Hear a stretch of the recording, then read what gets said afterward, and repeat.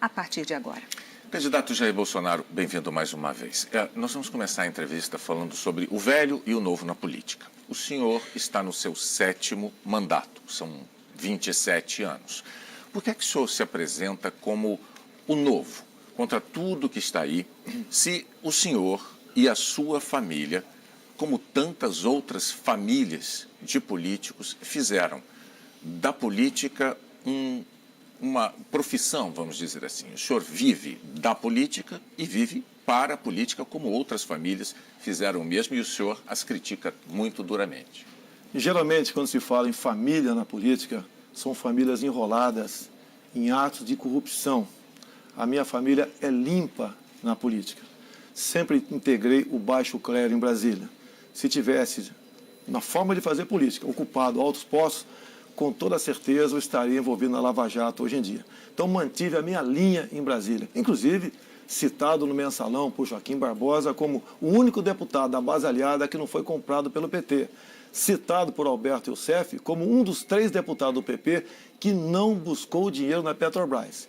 E também, na questão da JBS Friboi, fui o único deputado que recebeu do partido dinheiro oriundo da JBS Friboi e devolveu para o partido. Então, eu estou lá na política há muito tempo, tenho 17 anos de exército brasileiro e mantive a minha linha. E ser honesto, Bonner, não é virtude, é obrigação. Mas eu vou tentar explicar aqui a questão que eu estou colocando. É que tudo que o senhor tem, em termos de patrimônio, o senhor conquistou com seus salários de parlamentar, tá certo? O senhor declarou à Justiça Eleitoral um patrimônio em torno de 2 milhões de reais. Sim. Isso coloca o senhor num grupo muito reduzido de brasileiros, né? 0,2% da população brasileira.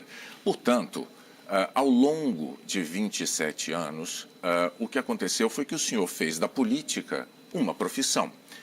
A questão é, o que é que o diferencia de tantos outros políticos que trilharam o mesmo caminho? Bonner, nunca recebi dinheiro de empresa nenhuma para a campanha. Sempre fiz a minha campanha usando aquilo que consegui ao longo do mandato, em especial as minhas conquistas. Eu tenho reconhecimento popular para isso. Muitas vezes, inclusive no passado,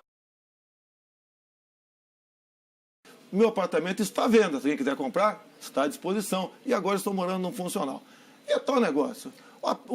A forma de você receber por PJ também é legal. Está na lei. E não estou criticando isso aí. Vamos falar de economia, candidato? Vamos, é um tema caríssimo aos brasileiros, importantíssimo nesse momento, sobretudo nesse momento que o país está enfrentando. O senhor diz, com sinceridade até, que o senhor não entende de economia, e quem vai cuidar desse assunto no seu governo, caso eleito, será Paulo Guedes, o economista. A questão é, em nenhuma democracia do mundo há notícia de um candidato a chefe de Estado que, com tamanha antecedência, ao longo de uma campanha eleitoral, já tenha delegado tamanho poder a um futuro subordinado. O que é que o senhor diria a um eleitor que esteja preocupado com a possibilidade de o senhor se tornar um refém de um subordinado tão poderoso em quem o eleitor nem vai votar? Primeiro, o Lula, que não entendia de economia, teve um ministro da mesma médico. Dilma Rousseff, que entendia de economia, levou o Brasil ao caos. Eu parto no princípio, você tem que confiar nos homens e nas mulheres. Eu, às vezes, me pergunto, o que o senhor Paulo Guedes viu em mim? Ele já me respondeu, vi sinceridade e vi confiança. Eu tenho que confiar nele, como tenho que confiar no meu ministro da Justiça, o da Defesa, o da Agronomia, entre outros.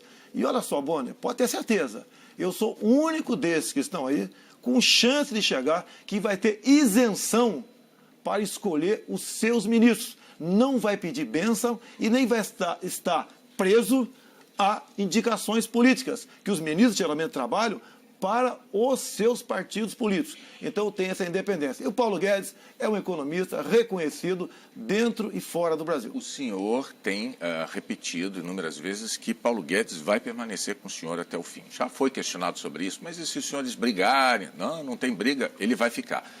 No entanto, existe um conceito de gestão que diz o seguinte, não se deve contratar ninguém que depois não possa ser demitido.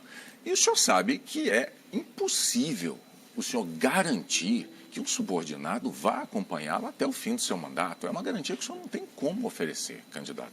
Então, a questão que eu gostaria de propor é a seguinte, digamos que Paulo Guedes um dia entre no seu gabinete como presidente da República e diga assim, sei lá, como ministro, ele diga assim, ó, presidente, ou o senhor faz isso, isso e isso, ou eu vou pegar o meu boné e vou-me embora. O que o senhor faria numa situação como essa com o Paulo Guedes? O senhor deixaria ele ir embora e aí o senhor descumpriria essa promessa de mantê-lo até o fim? Ou o senhor obedeceria à exigência feita por ele? É bom, né? É quase que um casamento. Eu estou namorando o Paulo Guedes há algum tempo e ele a mim também. Nós, Boni, somos separados. Até o momento da nossa separação, nós não pensamos numa mulher reserva para isso. Se isso vier a acontecer, por vontade dele ou por uma vontade minha, paciência. O que eu tenho de Paulo Guedes até o momento é de uma fidelidade, de um compromisso enorme para com o futuro do Brasil. Tenho certeza, acredito nas propostas dele e ele vai implementar. Se não vai implementar todas, é porque temos, sim, um filtro chamado Câmara e Senado. Nem tudo o que ele quer ou o que eu quero podemos aprovar, porque passa pelo Parlamento brasileiro. O senhor está, então, agora admitindo que existe essa possibilidade de Paulo Guedes, em algum momento, se descasar do senhor, para usar uma comparação que o senhor está falando. Paulo Guedes, Boni, quando nós nos casamos, né, eu com a minha esposa e você com a sua, nós juramos fidelidade eterna. E aconteceu um problema no meio do caminho, que não cabe a ninguém discutir esse assunto. Duvido, pelo que conheço de Paulo Guedes, e passei a conhecê-lo muito mais, depois comecei a conversar com ele, esse descasamento esse divórcio venha a acontecer. O único substituível nessa história sou eu, que daí troca todo o ministério. Fora isso, se porventura vier a acontecer, pode ter certeza, né, que não será por um capricho meu ou capricho dele, que nós estamos imbuídos, eu e Paulo Guedes estamos imbuídos em buscar dias melhores para o nosso Brasil. E nós não queremos uma aventura nesse processo. Candidato, vamos falar agora de um tema muito importante também, que é desigualdade de gênero. Segundo o IBGE, as mulheres ganham 25% menos que os homens. O senhor já disse que no serviço público já há garantia dessa igualdade salarial e no setor, na iniciativa privada, vale o que o empregador, o livre-arbítrio do empregador. O senhor já disse que um presidente da República, na sua opinião, não pode fazer nada a respeito para mudar esse quadro. O fato é que o senhor afirmou que, se fosse empregador, não empregaria mulheres com os mesmos salários dos homens. Ou seja, o senhor se solidariza pessoalmente com os empregadores que compartilham dessa desigualdade salarial. Como explicar isso às mulheres? É muito fácil. Renata, você leu isso, ouviu essa afirmação tua a meu respeito? Acho que eu ouvi e li. Não, você não. Me desculpe, a senhora não ouviu. Candidato, eu ouvimos. Nunca... Se o senhor Você foi no programa Luciana Gimenez? Sim. Foi no mas já existia esse fato em jogo. Ela perguntou para mim, eu falei, a competência. Daí ela falou, as mulheres todas são competentes. Então, a questão de salário, a questão de competência, na CLT já se garante isso. O salário compatível, desde que não haja mais de 2 anos de tempo de serviço a mais entre um e outro. Nós sabemos que, na prática, existe desigualdade salarial entre homens e mulheres, tanto é que o IBGE mostra que as mulheres ganham 25% a menos que homens. Eu gostaria só de saber, o senhor eleito presidente da República, o senhor candidato à presidência, que políticas o senhor deve fazer para evitar essa desigualdade? Por que o Ministério Público do Trabalho não age no tocante a isso daí? Posso agir. O senhor, como presidente da República... Mas eu não tenho ingerência no Ministério Público do Trabalho. Isso está na CLT. É só as mulheres denunciarem, o MP do Trabalho vai estar lá e resolve o assunto. Mas o senhor sabe que o Estado ele tem mecanismos para estimular a iniciativa privada para que não cometa esse tipo de desigualdade salarial. E o senhor, como candidato à presidência da República, não vai fazer nada para... Ou melhor, como presidente da República, o senhor não fará nada para evitar... Mas é lógico que te faria, mas estou falando que o Ministério Público do Trabalho pode ser questionado. Eu estou vendo aqui uma senhora e um senhor. Eu não sei o certo, mas com toda certeza há uma diferença salarial aqui. Parece que é muito maior para ele do que para a senhora. São cargos semelhantes, são iguais. Candidato, deixa eu então, só, desculpe, até eu vou interromper vocês dois. Assim, eu poderia até como cidadã e como qualquer cidadão brasileiro, fazer questionamentos sobre os seus proventos, porque o senhor é um funcionário público, deputado há 27 anos, e eu, como contribuinte, ajudo a pagar o seu salário. O meu salário não diz respeito a ninguém. E eu posso garantir ao senhor, como mulher, que eu jamais aceitaria receber um salário menor de um homem que exercesse as mesmas funções e atribuições que eu. Mas agora eu vou devolver a palavra ao senhor, para o senhor continuar o seu raciocínio. Pode ter certeza, né? Você vive, em grande parte aqui, de recursos da União. São bilhões que recebem, ó, Sistema Globo, de recursos da propaganda oficial do governo. São concessões. Mas vamos lá. Não pregue em mim essa pecha que eu defendo isso, porque se eu tivesse defendido um dia, teria um discurso meu na Câmara. Tá? Nunca teve um discurso, teria um projeto meu da Câmara nesse sentido. Não existe. Esse rótulo foi pregado em mim, no ano 2010, mais ou menos, 2012, quando eu dei uma entrevista para o jornal 0 Hora de Porto Alegre. Eu estudei e falei por que mulher ganhava menos do que homem, de acordo com estudos, inclusive do IBGE. O senhor tem, então, algum projeto nesse sentido, se for eleito? Já está na CLT. A CLT já garante salário igual para as mesmas funções para homem e mulher. Não tem que discutir. E se a lei não está sendo cumprida, né? Quando uma lei não é cumprida, a quem compete resolver? É a Justiça, é o Ministério Público do Trabalho. Candidato, vamos falar de emprego, então, vamos seguindo falando de emprego, é um tema importantíssimo também neste momento. O senhor tem dito que para ter mais emprego é preciso ter menos direitos trabalhistas. Eu pediria ao senhor que explicasse, num governo Bolsonaro, quais direitos trabalhistas os brasileiros deixarão de ter?